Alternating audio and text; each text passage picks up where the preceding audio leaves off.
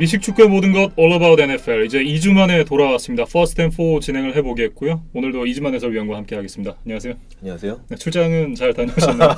네, 신경 써주셔서 잘 다녀왔습니다. 네. NFL 생각을 하면서 다녀왔습니다.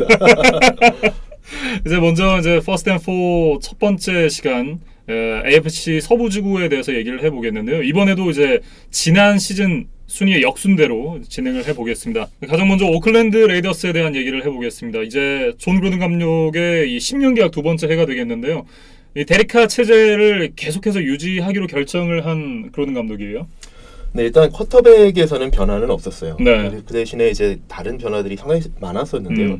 일단은 단장으로서 오랫동안 NFL에서 대학 선수들을 평가해왔던, 그래서 NFL 드래프트에 상당히 이제 좀 중요한 애널리스트로 활동을 해왔던 마이크 메역 씨가 네. 단장으로 영입이 됐죠. 그렇습니다. 그리고 이제 마이크 메역이 오면서 이제 뭐 신인 선수들이나 베테랑 선수들을 좀 새롭게 영입한 선수들이 많이 있습니다. 그래서 그런 면에서 상당히 좀 신구 조화 이런 면에서 좀 변화가 많이 있었다라고 좀 말씀을 드릴 수 있을 것 같습니다. 네. 일단 가장 큰 변화는 아무래도 눈에 띄는 변화는 안토니오 브라운이죠. 그렇죠. 네, 피츠버그에게 사실 되게 좀 저렴한 가격에 데려왔어요. 3라운드 픽, 그다음에 네. 이제 5라운드 픽을 주고 데려왔는데 뭐 브라운이 그동안 여러 가지 좀 뭐 이슈가 있긴 했지만 리그 최고급의 리시버이거든요. 그렇죠. 이제 탑3 와이드 리시버 그렇죠. 안에 늘 꼽히는 선수잖아요. 뭐 그거는 사실 뭐 누구도 사실 이견을 달기 힘든. 네. 그러니까 탤런트 와이스 가장 이제 뭐 필드에서의 그런 어떤 역량은 진짜 탑3에 분명하죠. 네. 그런 선수를 이제 상당히 저렴한 가격에 트레이드 해왔다. 그리고 또한 이제 브라운만이 아니라 작년까지 이제 LA 차저스에서 뛰었던 타이렐 윌리엄스 선수도 데려왔거든요. 네. 근데 이제 타이렐 윌리엄스를 좀 보면 이 선수는 키가 상당히 큽니다. 6피트 4인치에 205파운드. 그러니까 상당히 좀 거구인데도 네. 스피드가 상당히 좋고 차저스 오펜스에서 상당히 좀 큰 축을 차지했었죠. 네. 그래서 필립 리버스가 가지고 있는 세 개의 큰 어떤 공격 웨펀 중에 하나였는데 이 선수를 이번에 이제 레이더스가 같이 영입을 해서 앤토니오 브라운과 이제 타이렐 윌리엄스의 어떤 그 새로운 리시버 진영을 갖춰놨죠. 네. 그러면서 이제 기존에 있던 오래 뛰진 않았지만 사실 1년 뛰었죠. 조디 넬슨 선수가 네. 이제 은퇴를 했고요. 그렇죠. 작년에 기존의 넘버원 리시버였던 아마리 쿠퍼를 트레이드하면서 네. 어떻게 보면 이제 리시버들 주전을 그냥 다 바꾼 거죠. 쿠퍼와 넬슨 체제에서 이제 앤토니오 브라운과 타이렐 윌리엄스 체제로 이제 완전히 리시버들을 완전히 교체를 했습니다. 네. 그렇다고 따지면 지난 시즌보다 어쨌든 와이드 리시버 진이 좀 강해졌다 이런 느낌이 드는데요. 그렇죠. 일단은 객관적으로 봤을 때 리시버진은 좀 업그레이드가 된 것 같습니다. 아무래도 이제 물론 이제 쿠퍼가 아직 젊은 선수이고 달라스 가서 좋은 활약을 펼쳐주고는 있으나 안토니오 브라운하고 비교하기는 좀 어렵거든요. 네. 그래서 어떤 그 역량만 놓고 봤을 때 안토니오 브라운이 좀 더 위라는 생각이 들고, 네. 그다음에 이제 타이렐 윌리엄스라는 선수의 워낙 이제 그 업사이드가 높기 때문에 이 선수가 2015년에 사실 이제 그 칼리지 프리 에이전트로 입단을 한 선수인데 2016년, 17년, 18년 거쳐면서 상당히 실력이 매년 이렇게 많이 좀 눈에 띄게 형성이 됐었던 선수인데 네. 이제 뭐 영입을 했기 때문에 리시버 측면에서 상당히 좀 보강이 많이 된 것 같습니다. 오펜시브 라인에도 이 트렌트 브라운 선수를 영입을 하면서 이 어쨌든 데리카 선수를 좀 힘을 실어주겠다 이런 느낌이 들거든요. 라이트 태클이고요. 이 트렌트 브라운 선수가 작년에 이제 뉴잉글랜드에서 우승에 한 역할을 했던 이제 중요한 역할을 했던 이제 태클인데 이 선수에 대해서 본 밀러 있지 않습니까? 예. 덴버에서 뛰는 이제 아웃사이드 라인베커, 리그 최고의 패스 러셔 중에 한 명인데 본 밀러가 이 트렌트 브라운에 대해서 했던 재밌는 얘기가 있어요.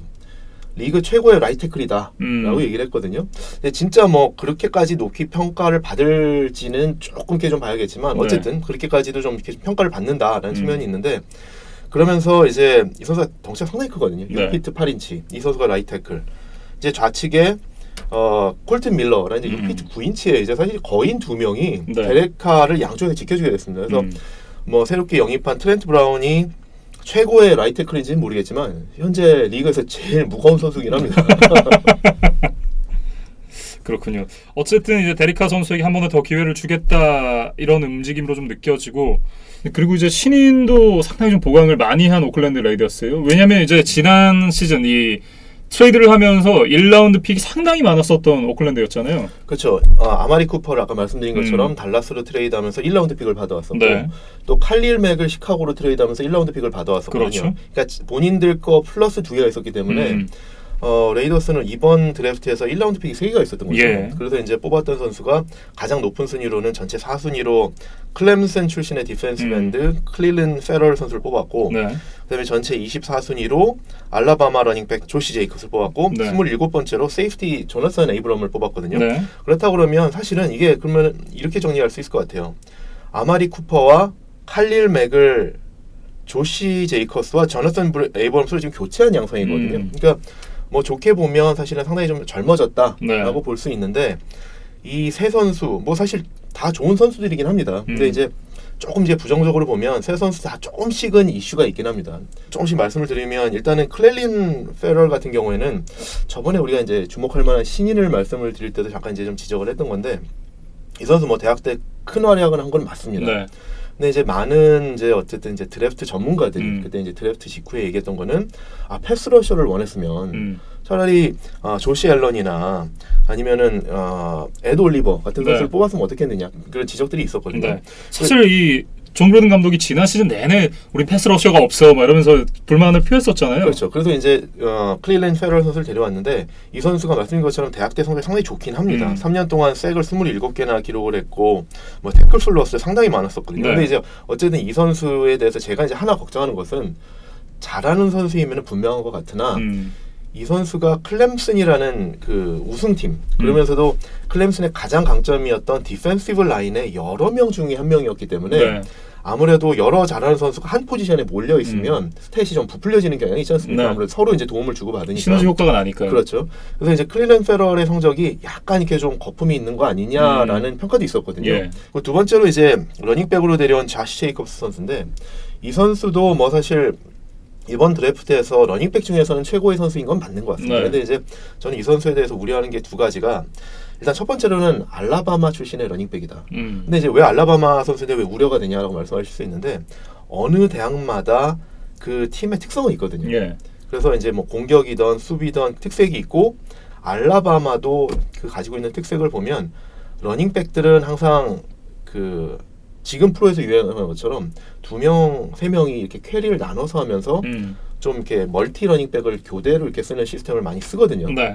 그리고 어떻게 보면 이 알라바마라는 팀이 워낙 강팀이기 때문에 좋은 선수들이 많이 있다 보니까 러닝백들이 하이스만 트로피도 받고 이런 경우도 있었어요.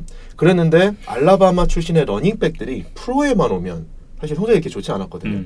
그래서 그런 선수들 대표적으로 좀 예를 들어드리면 뭐 2012년 전체 3순위로 1라운드 전체 3순위로 뽑혔던 트렌트 리처드 선수가 대표적인데요. 이 선수는 뭐 말씀드린 것처럼 전체 3순위로 뽑았는데 뭐 몇 개 팀을 전전하면서 성적이 상당히 좋지 않았거든요. 그래서 역대 최고의 버스트 중에 한 명으로 뽑힐 정도고 그 외에도 이제 뭐 에디 레이시, TJ 엘든 그리고 작년에 이제 뽑혔던 보 스카보로 이런 선수들 보면 대학교 때 상당히 잘했던 선수들인데 프로에 와서 성적이 그다지 좋지 않았고 심지어는 하이스만 트로피를 받고 입단을 했던 마크 잉그람 있지 않습니까? 작년까지 이제 알빈 카마라하고 큰 활약을 같이 올려서 펼쳤는데 이 선수도 사실은 카마라를 만나기 전까지는 상당히 이렇게 기대 이하의 성적을 보였었거든요. 그렇기 때문에 조시 제이콥스도 그런 알라바마 러닝백의 어떤 그런 프로에서의 약한 전통 그걸 이어가지 않을까라는 그런 우려가 하나 있고 또 하나는 말씀드렸던 것처럼 대학 때는 다른 러닝백하고 백필드를 쉐어했었거든요.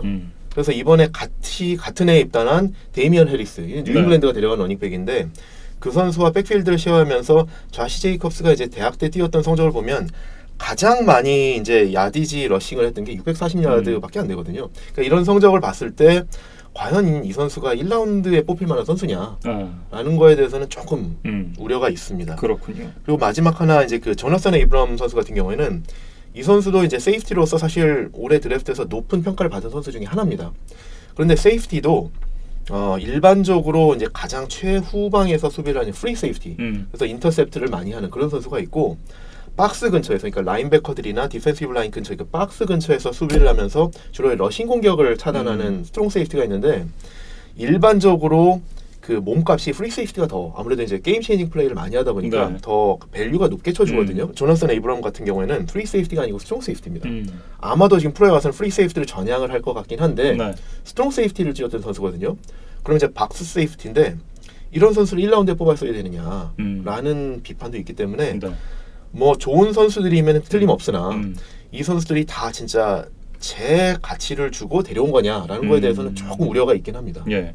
그리고 팀이 필요한 어떤 포지션에도 좀 맞지 않은 방향이었다 이런 말씀이신데요. 그런 부분도 있죠. 그래서 이제 또 하나 이제 생각이 들어보는 거는 이제 수비수들을 좀 많이 이제 좀 보강하는 그런 모습들도 보였었는데 이제 좀 생각을 해보면 물론 이제 아직 프로로 뛰지는 않았으니까 뭐 나중에 봐야 되긴 하겠지만 지금 이제 다른 팀들에서 뛰는 선수들을 보면 데빈 부시나 데빈 화이트 같은 라인베커들이 상당히 지금 좋은 활약을 펼치고 있거든요. 그래서 이런 선수들도 상당히 좀 높은 순위로 뽑을 만한 선수들이었는데 물론 이제 뭐 클리랜드 페럴이 잘해주면 다 뭐 상쇄되는 얘기입니다. 근데 이제 만약에 진짜 우려했던 모습들이 뭐 프로에 와서 이제 좀 현실화된다 그러면 돌아볼 때 그런 얘기들이 나올 수 있거든요. 그렇죠. 그런 부분들이 조금 우려된다라고 말씀드릴 수 있을 것 같습니다. 예.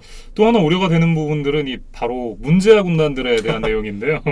안토니오 브라운 그리고 이제 본테즈 버픽트 그리고 리치 인코그니토 이 세 선수가 새롭게 오클랜드에 둥지를 틀게 됐는데 이 세 선수가 그야말로 문제합니다. 그렇죠. 뭐 안토니오 브라운은 너무 이제 많이들 아셔서 뭐 최근에 뭐 헬멧이라든지 뭐 에어블룬을 타고 나타난 이런 뭐 그다음에 뭐 예전에 피츠버그 있을 때 여러 가지 그런 사건들에 대해서 많이 아실 테지만 지금 말씀해주신 리치 인커그니토 오펜시브 가드고 그다음에 이제 라인베커인 반테스 버픽트 이런 선수들이 상당히 좀 리그에서 진짜 딱 찍힌 문제들이거든요. 그렇죠. 일단 리치 인커그니토 선수 같은 경우에는 뭐 캐릭터 이슈도 있지만 작년에 리그에서 뛰지도 않았던 선수거든요. 그러니까 은퇴를 했다가 다시 이제 복귀를 했었는데 뭐 컷 하면서 이제 뭐 방출당하면서 뭐 뛰지도 못했던 선수인데 이 선수를 영입을 했고 이 선수가 이제 문제를 일으켰던 대표적인 사례 하나를 말씀을 드리면 2014년에 이 선수가 시즌 절반을 징계를 당했었거든요. 8게임을 출장을 못했었는데 이제 그때 이제 어떤 사건이 있었냐면 당시 이 선수가 이제 마이애미 돌핀스 소속이었는데 같이 오펜시브 라인에서 뛰었던 자나슨 마틴이라는 이제 젊은 오펜시브 태클을 소위 말하는 이제 루키 길들이기, 루키 헤이징이라고 표현을 하죠. 뭐 더 이제 뭐 미국에서 이제 불링이라는 표현을 썼는데 상당히 좀 많이 괴롭히고 그냥 뭐 라커룸에서 그냥 뭐 괴롭히 이런 것만이 아니라 다 집에 간 후에도 문자로도 괴롭히고 욕하고 뭐 누나 욕하고 이런 거를 했다고 그래요. 그러니까 그런 정도로까지 상당히 이제 괴롭히고 그걸 본인 혼자로서 끝나는 게 아니라 다른 오펜시브 라인들한테 뭐 그때 같이 있었던 마이크 파운스라든지 이런 선수들한테 그런 것들 같이 이제 주도적으로 해서 그러니까 집단 따돌림이었던 거죠. 근데 이제 따돌림 정도가 아니라 기사 나왔던 것들을 보면 입에 담기 좀 어려울 정도의 행동들까지 했다고 그래요.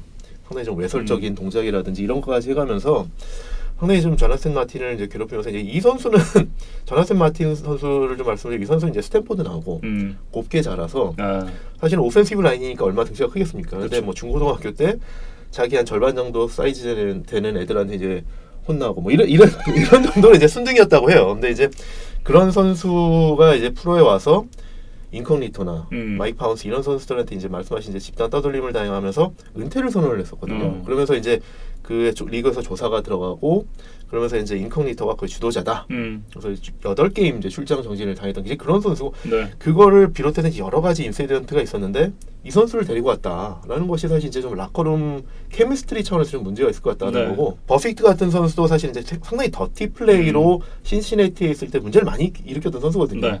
근데 그럼 말씀하신 것처럼 안토니오 브라운, 리치 인커그니토 그다음에 이제 뭐 반테스 버픽트 사실 기량들은 다 훌륭한 선수죠. 앤토니오 브라운 말할 필요도 없고 인코그니토도 사실 프로볼에 뽑혔던 선수고 버픽트도 이제 미들 라인베커 선수로서 사실 상당히 좀 좋은 플레이를 많이 하는 선수거든요. 마이크 메이어 이 단장이 항상 이제 그 NFL.com에서 본인이 이제 애널리스트로 활동할 때는 라커룸 케미스트리 중요하다 이런 말을 하다가도 본인이 단장이 된 다음에는 사실 이제 성적을 무시할 수가 없지 않습니까? 그럼요. 본인이 이제 목줄이 달리다 보니까 성적 위주로 선수를 좀 데려오지 않을 수가 없는 것 같아요. 그래서 이제 앤토니오 브라운 데려왔고 인코그니토, 반테스 버피까지 데려왔는데 결국 이 사람들이 같은 라커룸에서 얼마나 조화롭게 지낼 수 있느냐. 그리고 기존에 좀 어떻게 보면 그 선수가 없을 때 대비 좀 상대적으로 조용했던 라커룸을 미꾸라지가 돼서 물을 흐리진 않을까. 그런 우려가 분명히 좀 있긴 합니다. 그렇죠. 사실 이 독인 줄 알면서도 안 먹을 수 없는 그런 느낌인데요. 또 어쨌든 이게 독이 독을 만나서 중화되기도 하니까요. 어쨌든 시즌 뚜껑을 열어봐야 알 수 있는 부분들일 것 같습니다. 레이더스에 대해서 일단은 좀 2가지 정도는 좀 생각할 필요가 있는데 이제 말씀하신 것처럼 아까 이제 데리카 선수를 그대로 유지를 했다. 그러니까 무슨 말이냐면 1라운드 픽이 3개가 있었다. 그렇다고 그러면 이 3개를 묶어서 얼마든지 트레이드업해서 본인들이 원하는 쿼터백을 뽑을 수 있었거든요. 그렇죠. 그럼 이제 데리카 체제에서 새로운 쿼터백, 뭐 카일러 머리가 됐던, 뭐 데니얼 존스가 됐던 누가 됐던 이게 네. 사실은 원하는 쿼터백을 거의 이제 뽑을 수 있었던 상황이었을 것 같은데 그런 선택을 하지 않았다라는 거죠. 그러면서 이제 쿼터백은 그대로 이제 체제를 유지했다라는 건데 이걸 사실 한 두 가지 정도로 볼 수 있을 것 같습니다. 일단 첫 번째로는 아까 처음에 말씀하신 것처럼 존 그루든이 10년 계약을 맺은 감독입니다. 그리고 이 감독이 아마도 그 10년을 뭐 다 채울지 모르겠지만 상당 부분은 갈 거다. 왜냐하면 이 존 그루든이라는 감독이 오너인 그 알 데이비스, 지금 이제 마크 데이비스 2세지만 그 데이비스 가문하고 워낙 이제 친분이 두텁고 네. 신임을 많이 받고 있기 때문에 그러니까 그렇죠. 이제 10년 계약도 해준 건데 네. 어느 정도 갈 거다. 그러니까 일반적으로 감독이 고용이 되면 지난주 방송에서 말씀드린 것처럼 NFL, not for long이라는 네. 얘기를 많이 하는데 이 존 그루드는 그거보다는 좀 어떤 시간이 있을 거다. 그러니까 좀 데레카를 조금 더 테스트해 보면서 차근차근 팀 빌딩을 할 거다라는 네. 거고 존 그루든이 사실 이제 NFL 그 사이드라인에서 좀 벗어났을 때 뭐 해설하고 이럴 때 쿼터백들을 평가하는 역할을 많이 했었거든요. 그러니까 쿼터백 전문가다. 네. 그런 면에서 데리카를 본인이 한번 이제 제대로 자기 시스템에 맞게끔 한번 만들어볼 그런 준비를 할 수도 있다. 그러면서 네. 이제 주변에 오펜시브 라인이라든지 리시버들 그리고 이제 신인 러닝백을 이렇게 많이 보강을 하면서 뭔가 좀 어쨌든 데리카 체제를 한번 좀 다시 한번 좀 만들어보고자 하는 그런 좀 움직임을 보인다라는 게 하나고 두 번째로는 아까 말씀드렸던 것처럼 마이크 메이어 단장이 네. 오랫동안 이제 선수를 스카우팅하는 역할을 했었기 때문에 일단 지금 뭐 아까 말씀드렸던 것처럼 신인들 그다음에 이제 뭐 라커룸에서 조금 이게 암적인 존재들이 될 수 있는 사람들을 데려왔지만 일단 마이크 메이어를 한번 좀 믿어볼 필요도 있다. 그래서 이분이 워낙 이제 오랫동안 존경받는 스카우트 중 한 명이었기 때문에 네. 일단 한번 좀 믿어보자 라고 좀 해볼 수 있을 것 같습니다. 사실 좀 굉장히 좀 도깨비 같은 팀이 되지 않을까 싶은 생각이 드는데요. 정말 성적이 나면 잘 날 수도 있는 아니면 정말 바닥을 길 수도 있는 그런 한 시즌 될 것 같아요. 그렇죠. 그리고 이제 올 시즌 레이더스의 또 하나의 핵심을 좀 짚어보자 그러면 이제 아까 말씀드린 것처럼 쿼터백 이슈가 있고 라커룸 이슈가 있는데 또 하나는 레이더스가 올 시즌이 이제 오클랜드에서의 마지막이거든요. 그렇죠. 네. 근데 이게 어떤 의미가 있냐면 사실 작년에 저희가 레이더스의 마지막 홈 경기를 중계하면서 이제 내년에는 어디서 뛸까요? 했는데 오클랜드 컬러시움하고 1년 재계약을 했어요. 네. 재계약을 해서 그나마 그건 다행입니다. 근데 이제 내년에 라스베가스로 옮기지 않습니까? 근데 그러면은 이제 사실 오클랜드 입장에서는 이제 팀 성적도 중요하지만 어쨌든 이게 그 NFL 팀을 운영하는 비즈니스 차원에서 네. 올해 상당히 좀 좋은 모멘텀을 만들어 놓을 필요가 있습니다. 새로운 도시로 옮겨가면서 거기서 새로운 도시에서 팬베이스를 빌드업하기 위해서는 어느 정도 좀 그 도시에 새로운 좀 익사이트먼트를 가져다 줘야 팬베이스가 좀 이렇게 빨리 좀 쌓이는 그런 게 그렇죠. 있는데 네. 만약에 레이더스가 작년에도 4승 12패로 꼴찌를 했는데 올해도 크게 개선이 되지 않고 그런 상태로 오히려 뭐 라커룸 문제만 일으키면서 그런 것들이 미디어에 계속 노출되면서 네. 라스베가스로 이주를 한다. 사실 그러면은 새로 이사한 새 도시에서 네. 새로운 팬베이스와 어떤 그 출발이 좀 상당히 좀 힘들 수 있거든요. 그래서 그런 관점에서 레이더스가 어떤 새로운 도시에서 이런 비즈니스 관점에서 팀 빌딩을 좀 잘하기 위해서도 올해 어느 정도 좀 좋은 모멘텀을 만들어갈 필요는 있다. 네. 라고 좀 말씀을 드려보고 싶습니다. 예. 이제 이 오클랜드에서의 마지막 한 시즌을 치르게 되는 오클랜드 레이더스가 되겠는데 과연 이 마지막 이 유종의 미를 어떻게 거둘지 한번 지켜봐야 될 것 같습니다. 이제 다음으로 이어갈 팀 덴버 브론코스가 되겠습니다. 이제 벤스 조셉 감독이 경질된 이후에 빅펜지오 감독 체제에서의 첫 시즌이 되겠어요? 네, 저는 사실 덴버 브론코스에 올해 좀 상당히 좀 주목이 됩니다. 근데 그 이유가 말씀하신 것처럼 감독의 변화도 있었지만 코칭 스텝이라든지 뭐 선수들 측면이라든지 여러 가지 좀 변화가 많이 있었는데 전 상당히 좀 업그레이드가 됐다고 좀 보여지거든요. 네. 일단 말씀하신 것처럼 감독부터 좀 말씀을 드리면 기존에 이제 벤스 조셉 감독을 해임하고 시카고 베어스에서 디펜시브 코디네이터를 했던 빅 펜지오 코치를 이제 감독으로 영입해 왔거든요. 근데 이 빅 펜지오 감독이 상당히 이제 수비에서는 상당히 좀 이름이 많이 알려진 분입니다. 그래서 좀 경력을 말씀드리면 일단은 NFL에 뭐 오게 된 것은 예전에 이제 스탠포드에서 디펜시브 코디네이터를 하면서 그때 감독이었던 짐 헐버 감독하고 같이 이제 스탠포드에서 좋은 이런 성적을 내면서 사실 스탠포드는 공부하는 학교잖아요. 네. 이 팀을 뭐 USC라든지 UCLA라든지 버클리라든지 팩12에서 같은 리그에 있는 더 잘하는 팀들을 이기면서 오히려 스탠포드가 더 리그 최강자로 이렇게 부상이 되면서 그 성적을 인정받아서 짐 헐버하고 이제 빅 펜지오가 같이 49ers로 이제 감독과 디펜시브 코디네이터로 갔었거든요. 거기서도 사실 좀 바로 성공을 했죠. 그래서 이제 49ers가 상당히 그 전까지 많은 시즌 동안 좀 헤매다가 짐 헐버와 빅 펜지오가 오면서 슈퍼볼까지 갔었잖아요. 그 이후에 다시 헤매고 있죠. 안 좋아져서 네. 헐버 감독이 이제 나가고 이제 뭐 그렇게 됐지만 헐버 감독은 이제 미시간 대학교 감독으로 왔고 네. 빅 펜지오는 그다음에 이제 뭐 그 후에 시카고 베어스로 가가지고 뭐 시카고 베어스 수비를 거의 리그 최정상급 팀으로 만들어놨지 않습니까? 근데 그런 것들을 보면서 사실은 여러 팀들이 그동안 계속 빅 펜지오를 감독급으로 영입하기 위해서 많은 이제 좀 노력을 했었는데 그런 게 어째 잘 맞지 않았다가 이번에 옵시즌 때 덴버가 영입을 했거든요. 네. 그래서 사실 이 빅 펜지오라는 검증된 수비에서의 어떤 좋은 코치를 감독으로 영입했기 때문에 덴버의 수비가 좀 많이 보강될 것 같다. 네. 라는 측면에서 좀 기대가 되고 또 하나는 코칭 스텝으로 영입한 분 중에 하나가 이제 오펜시브 라인 코치로 마이크 먼책을 영입을 했거든요. 근데 이분을 좀 말씀을 드리면 이분은 일단은 본인부터도 80년대 90년대 NFL에서 뛰면서 오펜시브 가드로 활동을 했었거든요. 네. 그러면서 NFL 드래프트에서 전체 1라운드에서 뽑혔었고 NFL에 와서 프로볼에도 무려 9번이나 뽑히고 명예전당에 입성한 선수 출신의 명예전당에 입성한 분이고 그 후에 계속 이제 뭐 오펜시브 라인 코치로 활동했던 이 오펜시브 라인 분야에 있어서 정말 리그에서 손꼽히는 전문가거든요. 네. 근데 이분이 또 덴버의 오펜시브 라인 코치로 왔다. 그래서 이런 부분에서는 많이 어쨌든 코칭 스텝이 많이 좀 보강이 됐다라는 부분이 일단 첫 번째로 눈에 좀 띕니다. 예. 그래서 주전 쿼터백도 바뀌게 되었습니다. 지난 시즌까지 부진했던 케이스 키넘을 워싱턴으로 보내고 이제 볼티모어에서 조 플라코를 데리고 왔는데요. 사실 뭐 약간의 이 상승이 있을 수는 있겠습니다만 그래도 좀 크게 보면 업그레이드가 아닌가 이런 생각이 좀 들어요.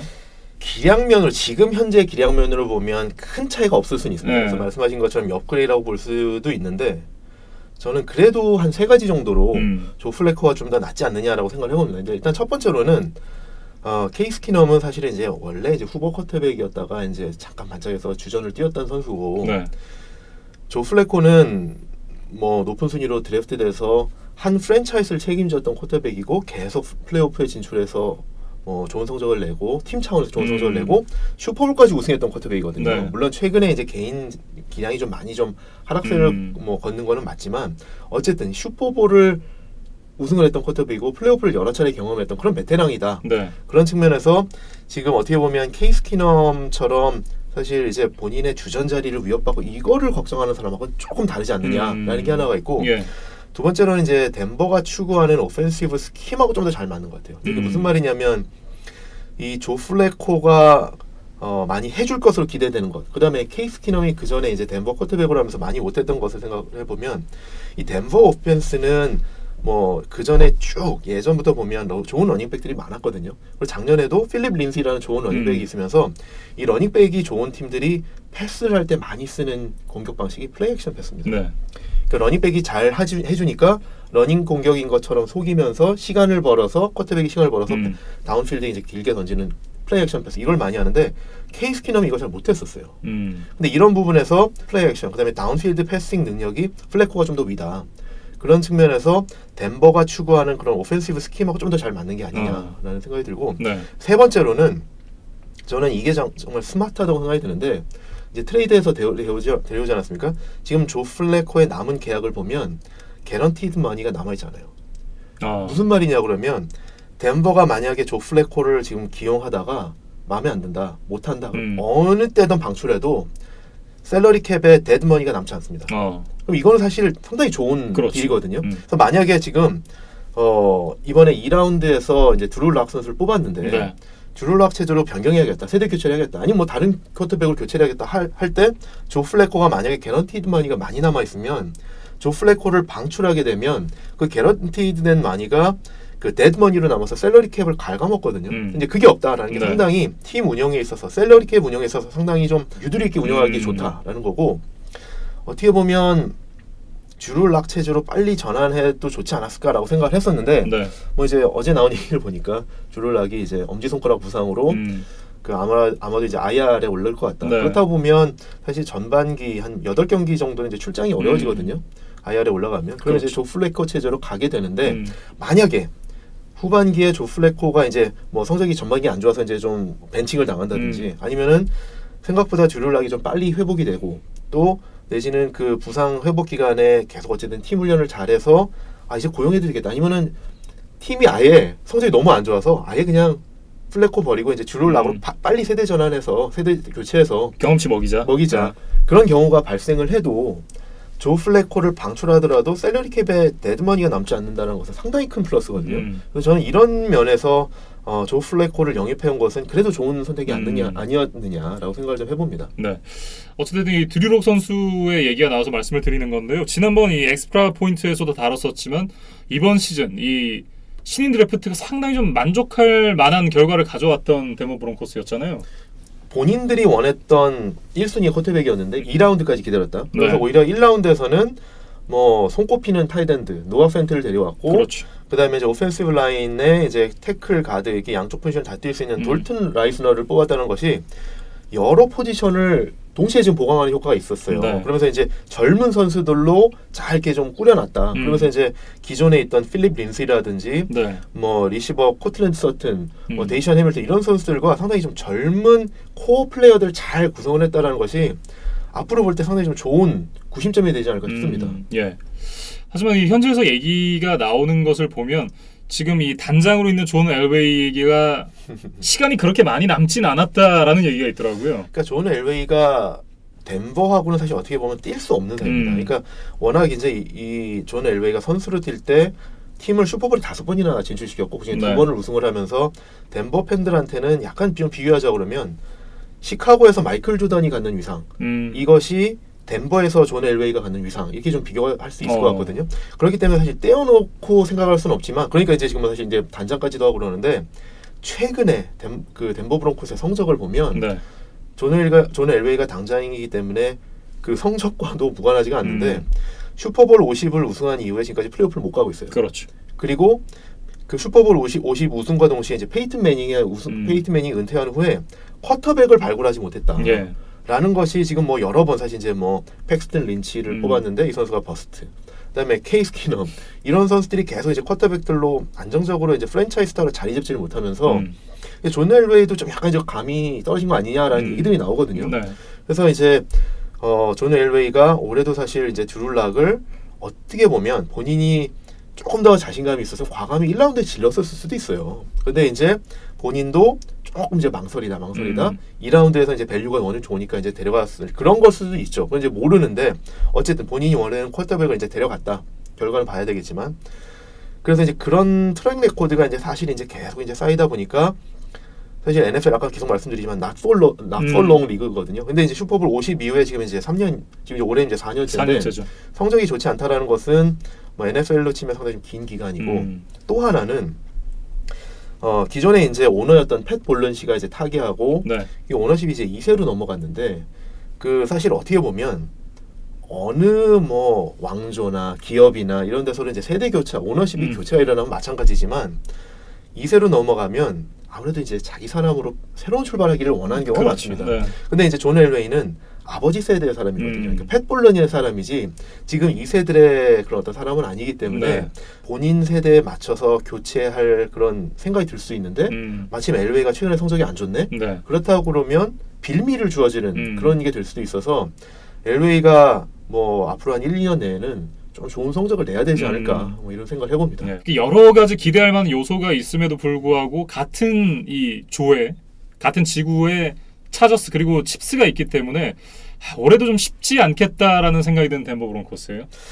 진짜 정확하게 잘 짚어주셨는데 일단 같은 조에 강팀들이 너무 지금 이제 두 개의 슈퍼볼 우승 후보들이 지금 같은 조에 그렇죠. 있다는 것이 이제 칩스하고 차저스가 있다는 것이 난제이긴 합니다. 근데 저는 이제 개인적으로 볼 때는 그래도 코칭 스태프부터 선수들까지 좀 많이 좀 보완이 됐다는 느낌이 듭니다. 근데 다만 이제 같은 존에 이제 강팀들이 있기 때문에 얼마나 즉각적으로 성적이 나올 거냐라는 게 좀 우려가 되긴 하지만 그래도 보면 사실 이제 뭐 브리치 쿼터백이 괜찮고 뭐 드루 락이 좀 부상이라서 좀 아쉽긴 하지만 나름대로 원하던 쿼터백을 뽑았고 러닝백 필립 린시 오펜시브 라인 보강됐고 그다음에 뭐 린시만이 아니라 사실 로이스 프리맨이라든지 드반테 부커라는 이제 좋은 러닝백 콤비네이션들이 있고 리시버들도 나쁘지 않거든요. 이메뉴얼 샌더스부터 해서 뭐 데이션 해밀턴, 코틀랜드 서튼 팀 패트릭까지 좋은 리시버들이 많고 이제 노아 펜트라든지 네. 그리고 수비에는 뭐 아시다시피 브래들리 첩하고 번 밀러 네. 뭐 거의 리그 최고급의 아웃사이드 라인베커들이 있고 뭐 저는 이제 그 세컨더리도 나쁘지 않은 거거든. 그래서 이런 면에서 봤을 때 일단 팀이 많이 좀 보완이 된 것 같다라는 생각은 드는데 네. 다만 말씀해주신 것처럼 과연 KC 그다음에 이제 LA 차저스하고 1년에 4경기를 치르는데 이 4경기에서 과연 몇 경기나 가져올 수 있느냐. 네. 이게 사실 올해 이제 브론코스의 하나의 큰 잣대가 될 것 같습니다. 좀 쉽지 않은 한 해가 될 것 같은 그런 덴버의 얘기를 나눠봤고요. 이제 이어지는 팀은 LA 차저스가 되겠습니다. 참 이 팀도 전력은 강한데 캔자스시티 칩스와 만나야 된다는 그런 큰 문제가 있어요. 일단 그렇죠. 같은 조 안에 같은 지구 안에 뭐 강력한 우승 후보 중에 하나인 칩스가 있다는 게 상당히 난제인데 그래도 저는 올해 차저스 하시는 기대가 좀 많이 됩니다. 네. 이 팀이 작년에 이제 12승 4패를 했었거든요. 그러면서 이제 디비전 라운드까지 갔었고 뭐 아쉽게 이제 뉴잉글랜드한테 지긴 했었지만 사실 차저스가 뭐 12승 4패 그 전력에서 올해 큰 전력의 이동이 별로 없었어요. 사실 이제 뭐 굳이 뽑자 그러면 아까 말씀드렸던 이제 타이렐 윌리엄스가 이제 오클랜드로 옮긴 점, 뭐 이런 점이 좀 있긴 하지만 그 외에는 공수에서 큰 전력 누수가 없었다. 네. 그렇기 때문에 기본적으로 작년에 했던 팀이 거의 그대로 왔다라는 것이 상당히 좀 괜찮은데, 그래서 저는 사실 이제 차저스가 2006년에 이제 14승 2패를 하면서 AFC 1번 시드로 이제 AFC 챔피언십까지 갔었거든요. 그 이후에 가장 좀 기대되는 전력이 아니냐라는 생각이 드는데 공수에서 지금 밸런스가 상당히 좋습니다. 네. 그러니까 어쨌든 뭐 아까 말씀드렸던 타이럴 윌리엄스가 이탈하긴 했지만 그래도 여전히 마이크 윌리엄스라든지 키넨 알런이라든지 좋은 선수들이 많고 네. 그 다음에 또 하나는 작년에 부상으로 빠졌던 헌터 헨리 이 타이랜드가 복귀를 했거든요. 네. 그러면서 어떻게 보면 그 타이럴 윌리엄스가 빠진 공백을 채워줄 수도 있고 네. 사실 이제 필립 리버스는 여전히 건재하거든요. 그래서 그런 부분을 봤을 때 상당히 좋고 수비에서 봤을 때도 그 조이 보사, 그다음에 멜빈 잉그램 이 중심의 디펜시브 라인 상당히 좋고 전반적으로 공수에서 봤을 때 크게 약점이 없어요. 네. 단 두 가지 약재가 있는데 하나는 이제 작년에 큰 활약을 펼쳤던 덜윈 제임스 세이프티가 지금 이제 발 부상으로 인해서 골절이 됐다. 골절이 돼서 사실 이제 이거는 뭐 어쩔 수 없는 네. 거죠. 뭐 그래서 이제 사실 언제까지 지금 출장을 못 할지를 알 수 없는 상황이다. 그래서 빨리 좀 복귀했으면 좋겠는데 이 제임스가 작년에 보면 뭐 신인인데도 불구하고 상당히 큰 플레이메이킹을 많이 해줬거든요. 네. 그래서 세이프티에서부터 큰 활약을 해주는 것들이 상당히 이제 좀 디펜시브 라인의 그 프레셔 맞물려서 상당히 수비에서 좋은 시너지를 냈었는데 이 선수가 어느 정도까지 그 출전을 못 할 거냐라는 게 하나의 큰 변수고. 네. 또 하나는 지금 잡음을 일으키고 있는 선수가 있죠. 멜빈 고든. 네. 러닝백 이제 멜빈 고든이 지금 이제 계속 홀드아웃을 하고 있는데 네, 오늘 이제 기사를 보니까 이제 트레이드를 허락했다 그래요, 구단이. 그렇죠. 이제 고든은 계속 이제 트레이드 해달라라는 요구를 했었는데 팀 입장에서는 주전 러닝백이고 이 선수가 공격에서 차지하는 비중이 나름대로 크기 때문에 뭐 이렇게 사실 계속 이제 돌아오게끔 만들고 싶었죠. 네. 근데 이제 뭐 트레이드를 할 수도 있어요. 지금 이제 뭐 오늘 이제 저 데이빈 클라우니도 트레이드 가지고 뭐 오늘 막 여러 가지 뉴스가 많이 나오는데 네.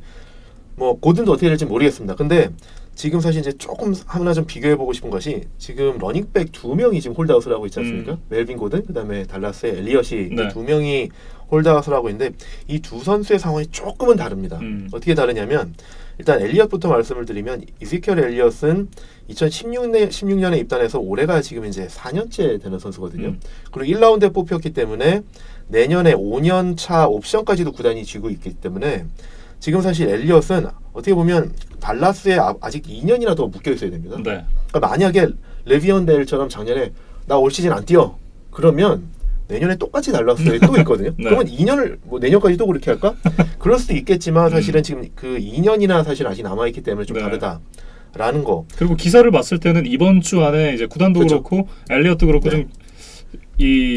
이번 주말 네, 안에 이번 주말 안에 네, 이제 어쨌든 계약을 좀 하려고 한다 이런 얘기가 있었거든요. 네. 근데 이제 상황을 좀 이제 좀 비교를 해드리고 싶은 건데 그런데 이제 멜빈 고든 같은 경우에는 이미 지금 이제 5년차 팀 옵션이 지금 이제 행사되고 있는 거기 때문에 올해 끝나면 무조건 자유계약입니다. 그러니까 어떻게 보면 이 선수는 마음 먹으면 작년에 레비언 벨이 한 것처럼 할 수 있어요. 네. 그 뭐 어떻게 보면 그게 본인한테는 이제 마이너스가 될 수 있다는 것도 감안해서 리스크 테이킹을 할 수 있는 거죠. 그럴 수 있는 상황이다. 그리고 또 하나의 차이점은 엘리엇은 24살입니다. 그러니까 아직 러닝백의 그 어떤 그 역량이 현저히 줄어드는 나이라고 통계치가 있는 30세에 아직 좀 여유가 있고 네. 멜빈 고든은 26살이거든요. 근데 레이비언 벨이 나 안 해 라고 했을 때가 26살이었어요. 근데 공통점이 26살이라는 것이 어떤 의미가 있냐면 이 선수들이 이제 팀한테 나 멀티이어 계약, 단연 계약 해줘 할 때 보통 이제 4년, 5년 계약을 하잖아요.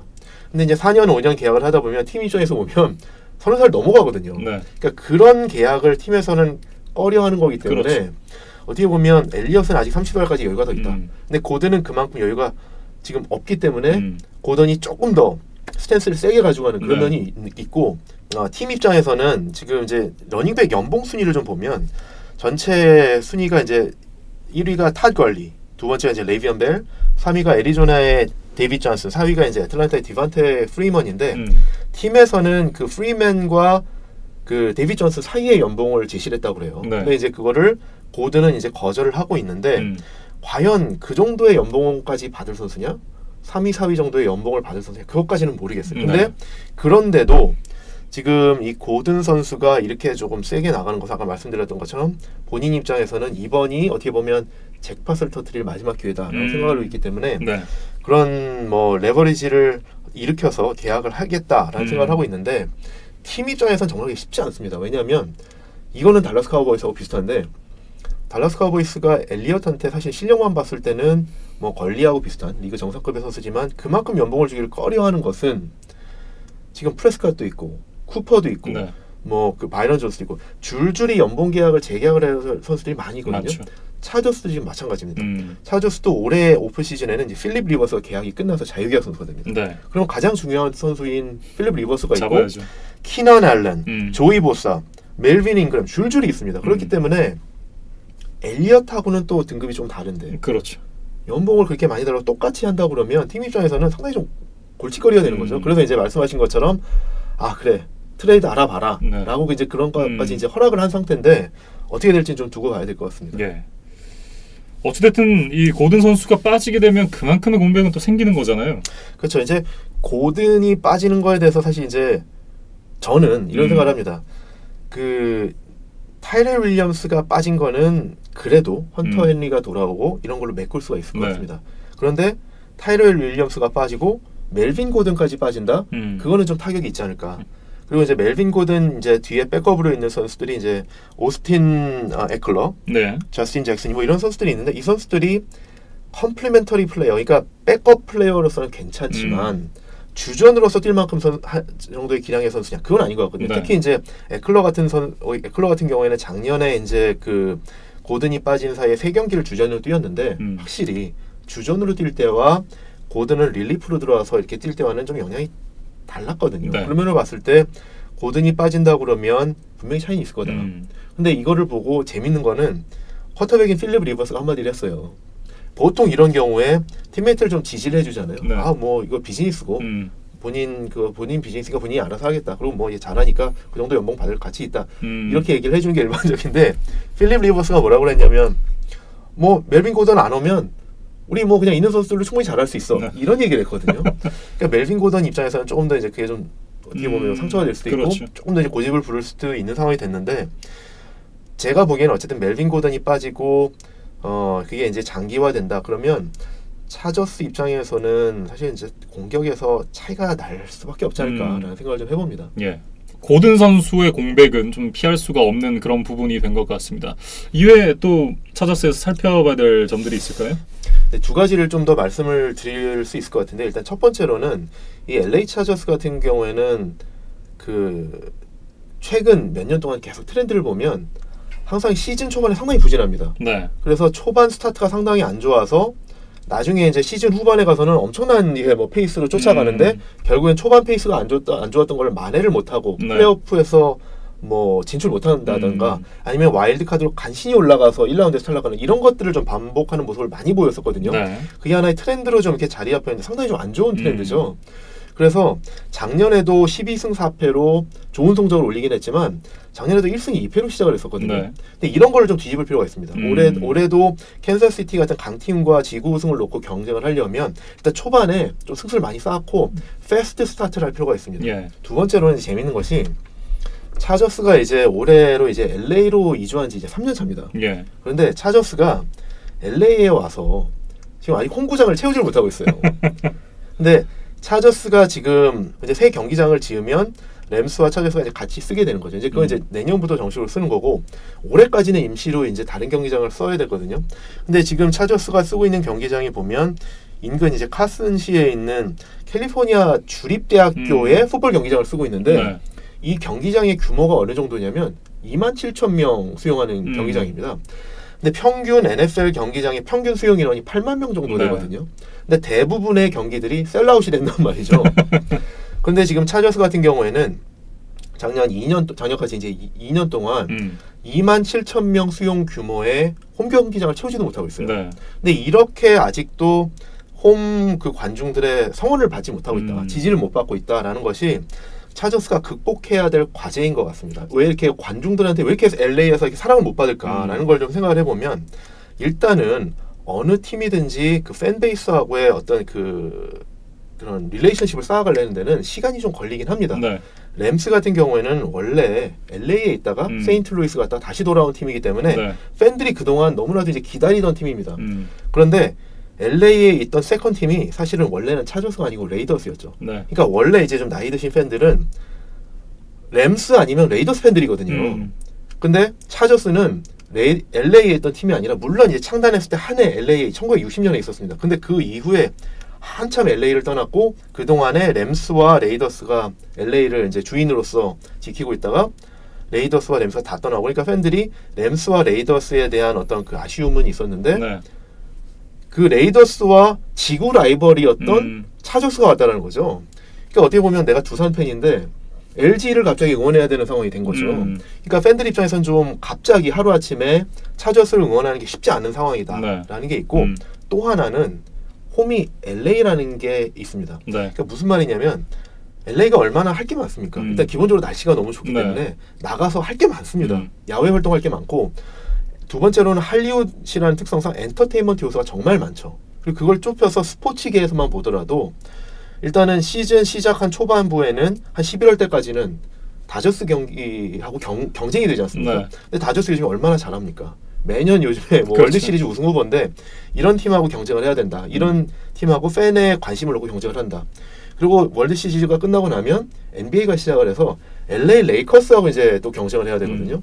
근데 올해는 레이커스만이 아니라 NBA 이제 클리퍼스도 우승 후보로 대두해 있습니다. 네. 클리퍼스 같은 경우에도 올해 카와이 레너드를 데려왔고 폴 조지를 데려왔거든요. 그러면서 어떻게 보면 레이커스보다 더 주목을 받고 있기 때문에 사실 올해 12월까지는 뭐 유현진이 뛰는 다저스와 계속 경쟁을 해야 되고 그 이후에는 레이커스, 클리퍼스가 계속 경쟁을 해야 되기 때문에 이 차저스가 과연 이 LA에서 홈 팬들을 대상으로 충분히 애정을 가져갈 수 있느냐. 네.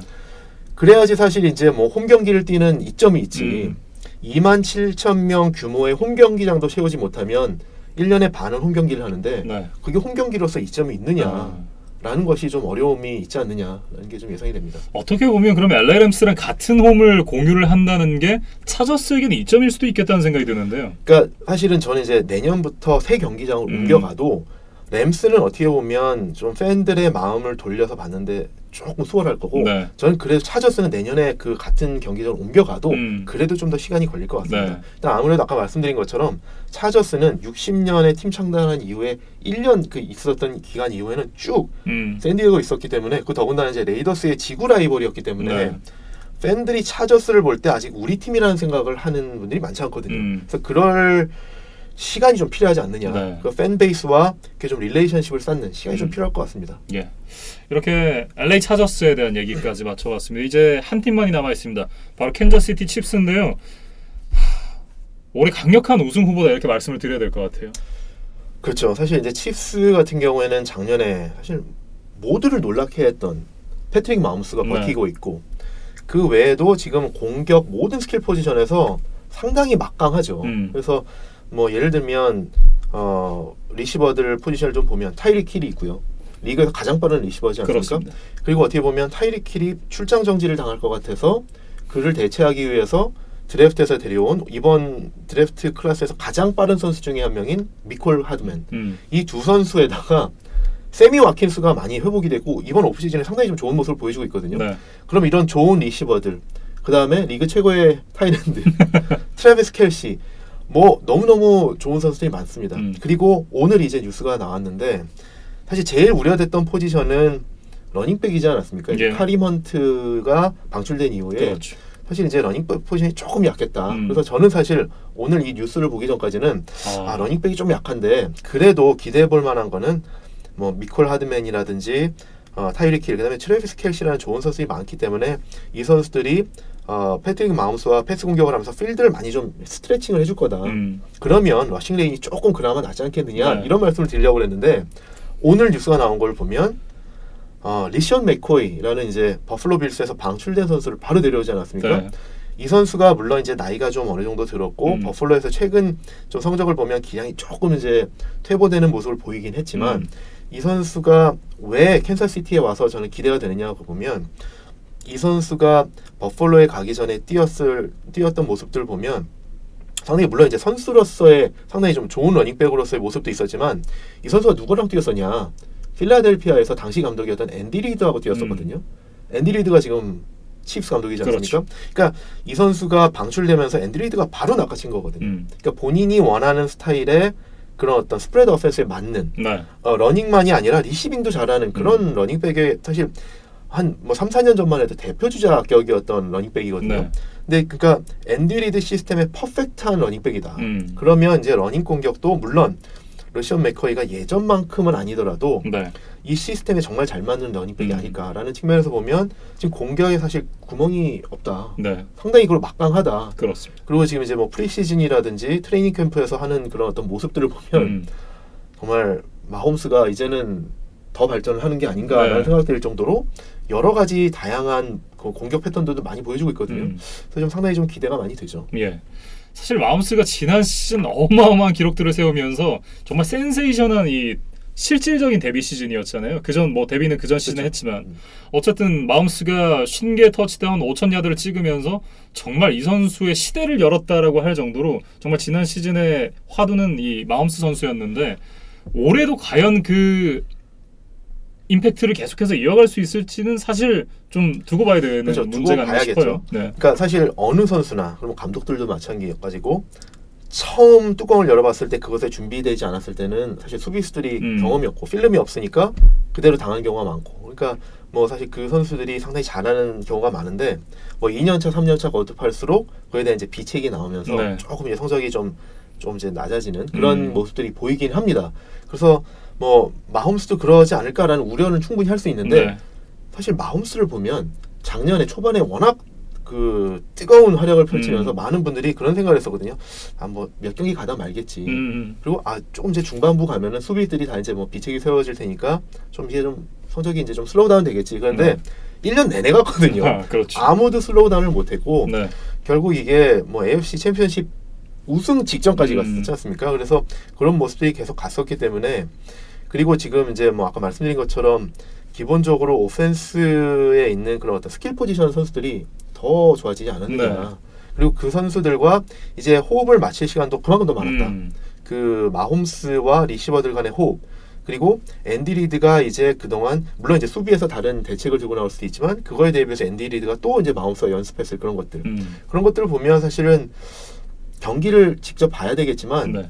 사실 저는 그 마홈스에 대한 기대감 상당히 큽니다. 그래서 어떻게 보면 저 이제 사실 작년에 중계할 때도 이런 말씀을 몇 번 들었지만 마홈스를 보고 있으면 어렸을 때 에런 로저스를 보는 것 같거든요. 그러니까 사실 뭐 강한 어깨에 빠른 발 그리고 이제 본인이 그 뭐 플레이가 브레이크다운 됐을 때 즉흥적으로 해내는 이런 것들을 보면 정말 이거는 천재다. 저는 진짜 이 크로스바디 패스나 아니면 놀룩 왼손 패스. 패스 이런 거 진짜 소름 돋았거든요. 놀룩 패스 뭐 이거 네. 비디오 게임도 아니고 이제 말도 안 되는 그런 걸 해내는 그런 천재적인 운동 능력이 진짜 마홈스는 뭐 한 10년 정도에 한 번 나올까 말까 하는 쿼터백이 아닐까. 그래서 저는 젊었을 때 에런 로저스를 본다라는 느낌을 많이 받았거든요.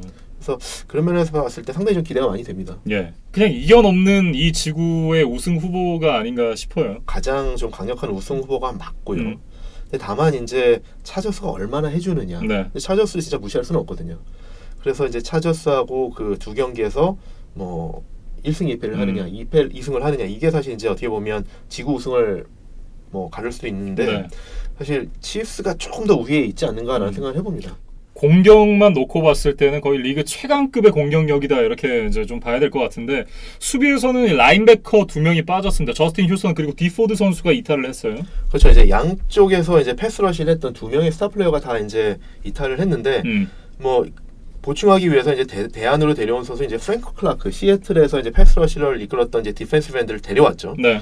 그리고 또 하나의 변화라고 그러면 이제 디펜시브 코디네이터로 스티브 스펙놀로 씨를 데려왔거든요. 근데 이분에 대해서 조금 말씀을 드리면 이분은 이제 디펜시브 코디네이터로서 뉴욕 자이언츠가 뉴잉글랜드 페이트리어스를 이기고 우승할 때 그 당시 이제 디펜시브 코디네이터로서 이제 좋은 수비 전술을 많이 보여줬던 분인데 이분의 특성이 뭐냐면 상당히 다양한 블리츠 패키지를 많이 이용합니다. 그러니까 상당히 공격적이고 네. 이분이 수비를 처음 이제 배우기 시작한 것이 필라델피아에서 짐 존슨이라는 디펜시브 코디네이터에서 이제 밑에서 수비를 배우기 시작했는데 이 짐 존슨이 상당히 공격적인 수비를 하고 네. 여러 가지 다양한 블리츠 패키지를 많이 쓰거든요. 그래서 이제 그 밑에서 그대로 배워와서 이제 성장을 해와서 뉴욕 자이언츠 디펜시브 코디네이터로서 뭐 뉴잉글랜드를 슈퍼볼에서 이기고 우승까지 했고 그 이후에는 램스에서 감독도 했었거든요. 네. 뭐 램스에서 감독으로서는 성적을 이렇게 좋지는 않습니다. 1승 15패, 뭐 2승 14패 이랬었거든요. 네. 그래서 좋지는 않았는데 어쨌든 디펜시브 코디네이터로서는 상당히 그 상대를 압박하는 블리츠, 패스러시가 상당히 이렇게 좀 다양한 네. 그런 걸 써서 상당히 좀 이렇게 잘해왔는데 저스틴 휴스턴과 디포드 이 패스러시를 이끌었던 두 선수가 방출이 되고 프랭크 클라커가 들어왔는데 그래도 아직은 좀 이렇게 모자라지 않느냐. 네. 근데 그런 부분을 조금 이렇게 좀 보완해 줄 수 있는, 상쇄해 줄 수 있는 부분이 이 스펙놀로 디펜스 코디네이터가 그 많이 이용할 걸로 기대되는 다양한 패스러시 스킴, 블리츠 패키지 이런 것들이 좀 기대가 됩니다. 네. 그래서 이분이 특히 많이 쓰는 것이 이제 기본적인 이제 3-4, 4-3 디펜시브 얼라인먼트에서 그 디펜시브 라인맨들 외에도 세이프티나 코너백을 이용한 세컨더리를 이용한 블리츠를 많이 하거든요. 네. 근데 그런 면에서 봤을 때 이번에 좀 그 오프 시즌에 데려온 선수들이 상당히 좀 기대되는 선수들이 있습니다. 일단 세이프티로 타이런 매튜. 이 선수는 이제 뭐 루이지애나 주립대학을 나와서 애리조나 카디널스에서 오래 뛰었던 선수인데 네. 이 선수의 별명이 허니 배저입니다. 이게 오소리라는 별명인데 한번 물면 놓지 않는 그러니까 상당히 공격적인 그런 동물 별명을 가지고 있는데 그 정도로 상당히 이제 좀 공격적인 수비수이고 네. 턴오버를 상당히 잘 해내는 선수입니다. 그 선수가 세이프티로 영입이 됐고 또 한 명은 이제 워싱턴에서 오랫동안 이제 코너백으로 뛰었던 이제 바샤드 브릴랜드가 왔거든요. 근데 이 선수도 코너백 포지션에서 블리츠를 많이 했거든요. 그래서 이 두 명이 사실 어떻게 보면 이 세컨더리를 이용한 블리츠 패키지를 스펙놀러의 스킴에 맞춰서 쓰기에 참 좋다라는 부분들이 기대가 됩니다. 그래서 네. 사실 어떻게 보면 그 포드라든지 휴스턴이라든지 이제 기존에 있던 선수들이 이탈된 부분들을 조금 다른 스킴으로 네. 좀 패스러시를 좀 보완하지 않을까라는 생각이 듭니다. 이제 그게 상당히 중요한 것이 그 어떤 패스러시 외에는 치프스의 약점은 사실 이제 그 기존에 이제 코너백이 그 커버리지 코너, 그다음에 이제 라인베커들은 상당히 그냥 평범하거든요. 네. 플레이메이커가 상당히 좀 부재한 상황이기 때문에 지금 캔사스시티는 수비에서 패스러시로 상당히 좀 많은 플레이메이킹을 해야 됩니다. 예. 어쨌든 이제 지난 시즌에 제가 중계하면서 얼핏 기억이 나는 게 이 선수들이 스탯은 굉장히 많이 쌓았던 선수들이잖아요. 휴스턴도 그렇죠. 그렇고 포드도 그렇고. 근데 이 선수들이 이 패스러시를 가면서 중앙이 뻥뻥 뚫리는 그런 경우가 상당히 많았었어요. 그렇죠. 이제 패스러시를 많이 했었죠. 네. 그래서 이제 그 말씀하신 것처럼 이제 저스틴 휴스턴이나 디포드가 양쪽에서 아웃사이드 라인베커 포지션에서 패스러시 들어가고 그다음에 중앙에서 디펜시브 태클에서 이제 크리스 존스까지 패스러시를 들어갔는데 이게 사실 어떻게 보면 뭐 아니면 돕니다. 그러니까 강력하게 패스러시가 들어가서 다 이제 포켓을 무너뜨리고 쿼터백에 갈 수도 있지만 네. 상대편에서 이게 러싱 공격으로 이게 전환을 해버리면 말씀하신 것처럼 중앙이 그대로 뚫려버린 게 네. 되죠. 그러면 이제 라인베커들 있는 데까지 공격으로 그 러싱 레인이 생기게 되고 그리고 이제 말씀드렸던 것처럼 사실 이제 칩스의 라인베커들이 이렇게 강하지가 않거든요. 레지 레글랜드, 뭐 데이미언 윌슨, 그다음에 앤더니 히친스 이런 선수들 상당히 진짜 좀 평범한 선수들입니다. 네. 이런 선수들이 어떤 라인베커에서 핵심적인 역할을 해주지 못하면서 뚫리고 이런 모습들이 많이 보여서 사실 러닝백들이 패스 러시를 무력화시키기 위해서 러닝을 많이 했던 그런 모습이 보였거든요. 예. 근데 이제 그런 것들을 어떻게 좀 개선을 하느냐 또 과제일 수 있을 것 같습니다. 예. 또 하나 이제 지켜봐야 될 것이 이 팀이 사실은 이 지구 우승만을 노리는 팀이 아니잖아요. 이제는 이제 슈퍼볼을 노리는 컨텐더 팀이 됐는데 그렇게 된다면 장기적으로는 이제 플레이오프에서 뉴잉글랜드 페이트리어츠와 만났을 때 홈필드 어드밴티지를 어떻게 가져가느냐 이런 것도 상당히 좀 중요한 문제겠다라는 생각이 들어요. 그렇죠. 이제 말씀하신 것처럼 칩스는 사실 객관적으로 봤을 때 AFC에서는 뉴잉글랜드 페이트리어츠와 양강이라고 보는 게 맞을 것 같거든요.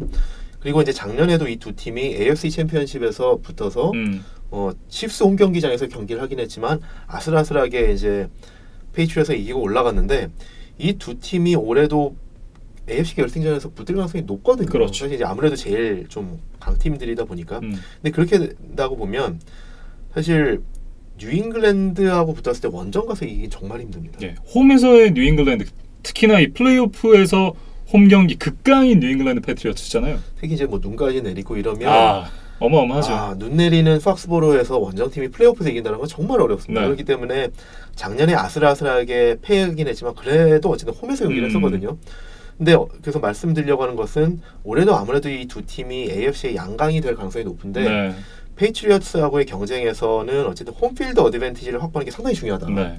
그렇기 때문에 한 경기 한 경기 계속 승수를 차근차근 쌓아가면서 뉴잉글랜드하고의 그 1번 시드 경쟁을 잘 펼쳐야 되거든요. 그렇죠. 그런데 그 어쨌든 좀 보면 뉴잉글랜드가 속해 있는 AFC 이스트가 상대적으로 AFC 웨스트보다 조금 약한 면이 있고 또 두 팀이 올해 이제 정규 시즌에서도 한번 붙는데 뉴잉글랜드에서 경기를 한단 말이죠. 그렇죠. 그러니까 이런 모습들을 봤을 때 뉴잉글랜드가 다소 좀 유리한 면이 있기 때문에 캔사스시티 입장에서는 진짜 그 페이트리어츠하고의 그 1번 시드 경쟁을 놓고 정말 한승 정말 놓치지 않고 정말 잘 쌓아가야 됩니다. 네.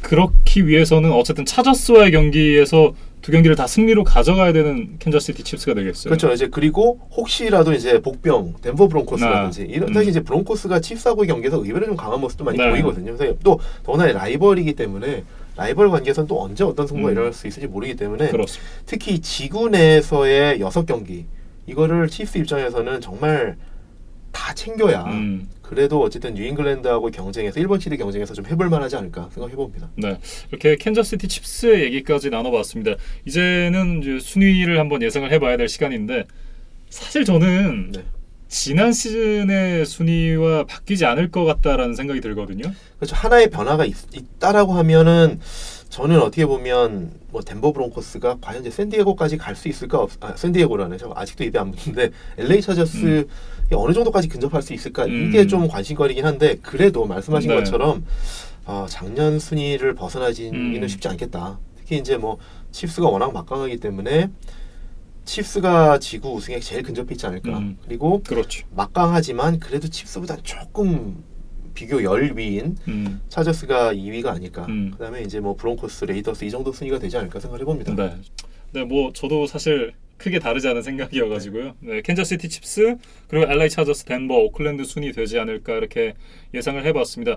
이렇게 이제 7번째 지구 AFC 서부 지구까지 얘기를 다 나눠봤습니다. 이제 이어지는 2부에서는 NFC 서부 지구 이제 마지막 남은 한 지구가 되겠어요. 이제 NFC 서부 지구에 대해서 알아보는 시간 갖도록 하겠습니다.